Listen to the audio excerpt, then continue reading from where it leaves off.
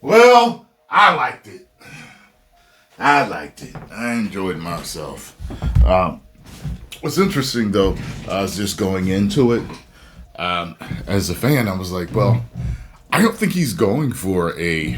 I mean, I'm sure he wants it to be a success, but I just my mindset with it being so kind of different from what he's really known for, knowing that it's Oscar bait. I was kind of like, well, I don't think he maybe he doesn't want it to be a blockbuster. He's not expecting it to be a blockbuster, but maybe he hopes it does well or well enough because it's not his normal forte.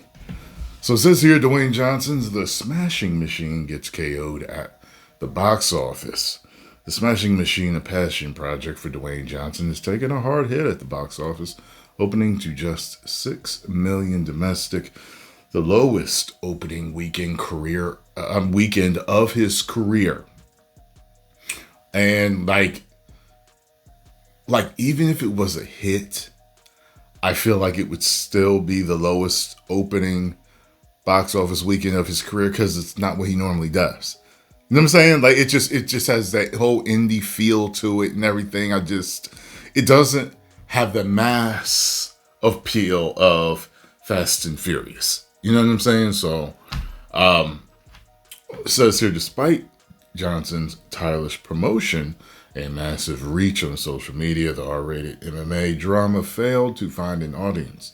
Originally projected to open in the 15 to 20 million range, the Smashing Machine collapsed with a $6 million weekend and a B minus cinema score. The Rotten Tomatoes scores are also mediocre at 73%. Critics and 77% fans. This suggests the film missed both its core UFC audience and broader adult specialty crowd. So I assume the specialty crowd is the indie people, and we know what the UFC crowd is. Johnson's first announced the film at UFC 244 back in 2019.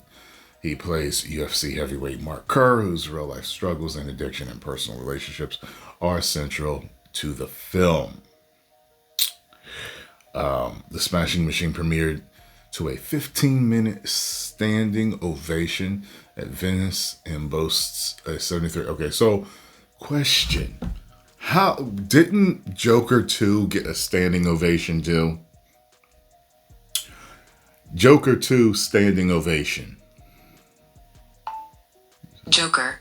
Folie à Deux got an 11-minute standing ovation at its premiere in Venice on September 4th, 2024. The audience chanted for Lady Gaga, and Joaquin Phoenix, Lady Gaga, and director Todd Phillips were all there. 11 minutes. So The Rock got a 15-minute standing ovation.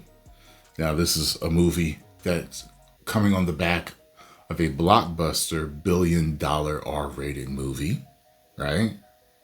Which is Joker. So let's see what they did for their weekend. Joker 2 opening weekend. Joker 2 had a disappointing opening weekend, earning around $39 to $40 million domestic. Yeah, I expected it to do better, considering it's based on Batman's biggest villain, and the previous movie was a billion-dollar hit. However, the film's slow pace and untraditional narrative, not quite a sports underdog story nor a dramatic fall from grace arc, left general audiences cold. A24 financed the film for a net $50 million, factoring in tax credits and foreign pre-sales, with a domestic total likely to cap between 14 to 20 million. The film is expected to lose 10 to 15 million.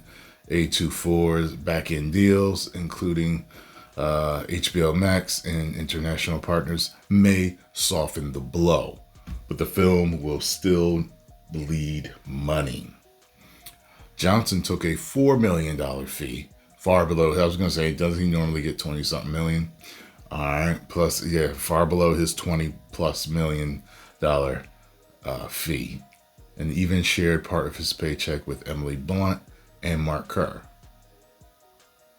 Oh, well, didn't that's weird that he had to do that. I assume they didn't pay. If he shared part of his pay with her and Kerr, that rhymed with the player the game bars, that means they didn't pay them much to do it. Interesting. Poor marketing and timing. Insiders at Deadline blame A24's marketing strategy despite late pushes on ESPN and during the Major League Baseball playoffs. The campaign may have come too late to compete with bigger studio rollouts. Even Johnson's own fan base seemed unaware or uninterested. Yeah, I don't think a lot of people knew about it. It really kind of felt that way. Like a lot of people just didn't really know. Like maybe the wrestling fans did. Did we get a lot of Smashing Machine commercials during wrestling? We should have. It might be a blur to me because I'm not watching the commercials anyway most of the time. But well, it is what it is. I think he showed that he can definitely act. I think that he's not a one-trick pony. You know what I mean? Many people mentioned the Gridiron Gang. I mentioned Snitch. I already knew he has range, but when you got tons of people talking trash online and you're the biggest movie star in the world, I guess it can get under your skin after a while, and you got something to prove. And being a movie star is different than being a great actor. So he's considered a movie star, but to show the range is what gets you the Oscar, the great actor, accolades. Even Bruce Lee kind of talked about that. He said he didn't like the name star.